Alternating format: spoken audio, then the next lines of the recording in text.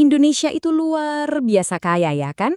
Ratusan suku, macam-macam agama, budaya yang nggak kehitung jumlahnya, semua hidup barengan.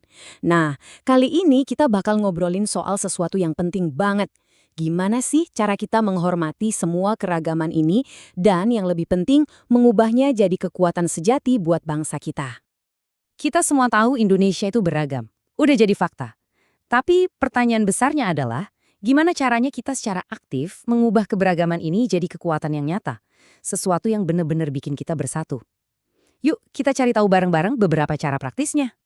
Pertama-tama, kita perlu lihat keragaman ini sebagai harta karun bangsa.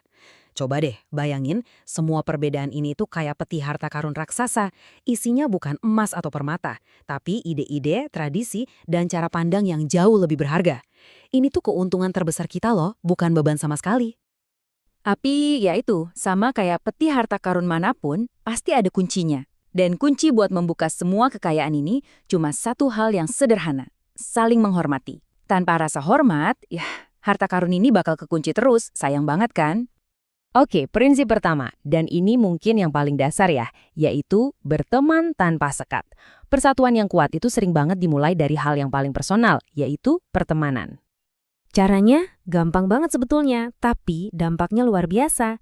Ya, cukup dengan bermain, belajar, dan kerjasama bareng semua teman, tanpa perlu mikirin, dia sukunya apa, atau asalnya dari mana ya. Karena teman ya teman, titik. Persahabatan sejati itu nggak kenal batasan kayak gitu. Terus gimana cara kita terapin ini sehari-hari? Di sekolah, misalnya ya main sama siapa aja. Kalau ada teman yang lagi susah, kita bantu, nggak usah pandang bulu. Dan ini nih yang penting banget, kasih kesempatan teman yang beda agama buat beribadah. Artinya, kita nggak cuma sekedar nggak ganggu, tapi juga ikut aktif jaga suasana biar tenang waktu mereka merayakan hari besarnya. Nah, itu baru namanya hormat yang sesungguhnya. Lanjut ke prinsip kedua, komunikasi yang bijak. Bahasa itu ibarat pisau bermata dua loh. Kalau kita pakainya benar, bisa jadi jembatan yang nyambungin kita. Tapi kalau salah, wah, bisa jadi tembok tinggi yang misahin kita.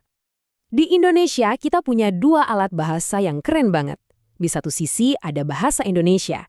Ini bahasa persatuan kita, jembatan yang bikin orang Aceh bisa ngobrol sama orang Papua. Nah, di sisi lain, ada ratusan bahasa daerah. Ini tugasnya buat menjaga warisan budaya lokal kita tetap hidup. Dua-duanya sama pentingnya dan saling melengkapi. Aturannya simpel banget sebetulnya. Kalau teman bicara kita nggak ngerti bahasa daerah yang kita pakai, ya udah kita pakai bahasa Indonesia. Ini bukan cuma biar obrolan nyambung, tapi ini adalah bentuk respek. Tujuannya simpel, supaya nggak ada yang merasa ditinggalin atau jadi orang asing di tengah-tengah kita. Oke, prinsip ketiga ini ngajak kita buat lebih proaktif lagi. Bukan cuma toleransi, tapi sampai ke tahap apresiasi karya budaya. Ini adalah tentang gimana cara kita secara aktif menghargai berbagai macam warisan budaya yang ada di sekitar kita. Contohnya yang gampang deh, pasti tahu barongsai kan? Tarian ini asalnya dari tradisi Tionghoa, tapi sekarang udah jadi bagian dari perayaan di seluruh Indonesia, terutama pas Imlek. Ini contoh keren banget gimana sebuah budaya bisa diterima dan dinikmati bersama-sama. Jadi gimana cara praktisnya buat nunjukin apresiasi? Gampang kok, ada 4 langkah. Pertama, kalau nonton pertunjukan budaya, ya yang tertib. Kedua, kasih tepuk tangan. Itu cara paling universal buat bilang keren. Ketiga, pas kita datang ke tempat budaya, kayak rumah adat, ikuti aturannya. Misalnya kalau disuruh lepas sandal, ya lepas, itu tanda hormat. Dan yang terakhir, tapi penting banget, jaga kebersihan dimanapun kita berada. Oke, jadi setelah kita bahas 3 prinsip tadi, yuk kita tarik benang merahnya. Intinya, menjaga Indonesia itu bukan tugas 1-2 orang, tapi tugas kita semua bersama-sama. Jadi, ini dia 3 poin kunci yang bisa kita bawa pulang. 1. Berteman sama siapa saja. 2. Pakai bahasa dengan bijak.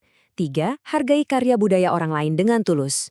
Ingat ya, setiap tindakan kecil kita yang penuh rasa hormat itu ibarat satu kepingan puzzle. Kalau kita semua melakukannya, puzzle persatuan Indonesia yang besar dan kokoh itu bakal terbentuk. Nah, sebagai penutup, saya mau kasih 1 pertanyaan buat kita renungkan bareng-bareng. Mulai hari ini, langkah kecil apa sih yang bakal Anda ambil untuk ikut merawat harta karun keragaman kita ini? Coba dipikirkan ya. Terima kasih sudah menyimak. Sampai jumpa di lain kesempatan.